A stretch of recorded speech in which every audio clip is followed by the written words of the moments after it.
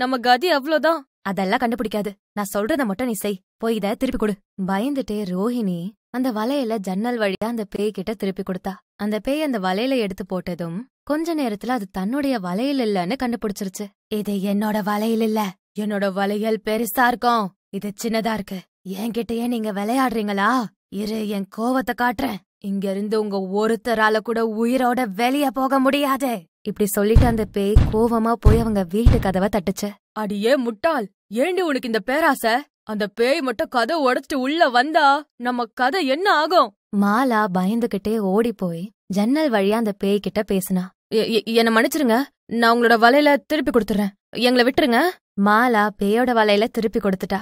அப்புறம் அந்த பேய்க்கு திரும்ப கைகள் வந்துருச்சு. அதோட மாலா கொடுத்த அவளுடைய வளையலும் அந்த பேய்க்கு சொந்தமாயிருச்சு. அந்த பேய் திரும்ப காட்டுக்கே போயிடுச்சு. ஐயோ, என்னுடைய வளையலும் போயிடுச்சு.